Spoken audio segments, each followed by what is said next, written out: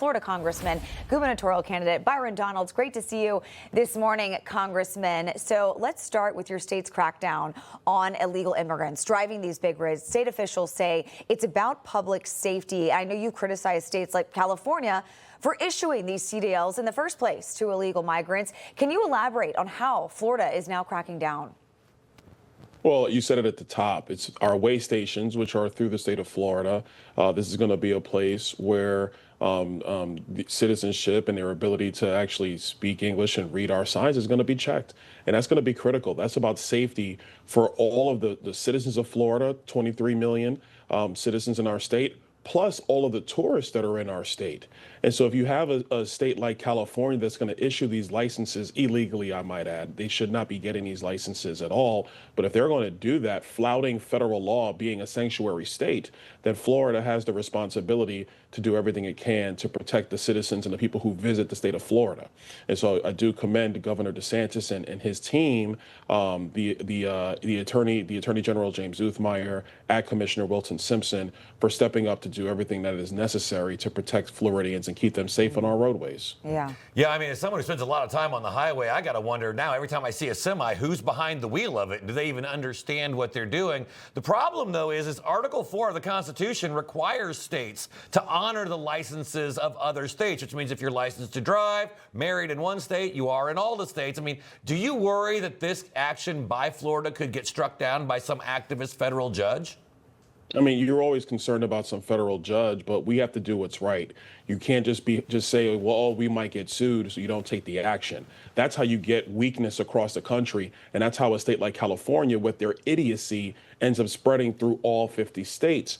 Florida's taking a stand against this, and they're doing the right thing. Other states need to step up and do the same thing, because what California has done, illegal immigration is one thing, but even their crazy environmental standards, other states have just basically said, well, this is what California's doing. I could get sued, so let me not challenge it. That's not a way to manage and run your state. You got to do what's right on behalf of the people that you serve. So I think Governor DeSantis is making the right call here. If there's a legal challenge, we'll see what happens. We'll face that head on. But that actually gives us an ability to really speak to the core issue, and that is sanctuary jurisdictions in the United States that are flouting federal immigration law and federal law overall. Yeah, great point. And I want to shift gears to another crackdown, the one in our nation's capital. In nearly 2 weeks now, without a single reported homicide, 1,000 arrests have been made, more than 100 illegal guns taken off the streets. I know earlier this month you introduced the D.C. Crimes Act, which would make a number of changes to help address juvenile crime in D.C. What's your reaction to what we've seen in just the last 2 weeks here in our nation's capital?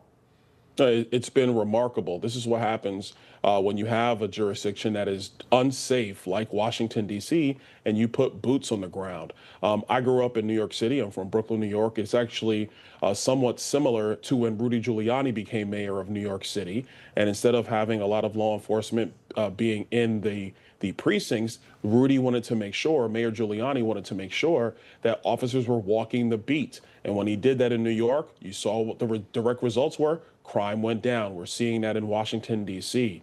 So it's tried and true policing methods.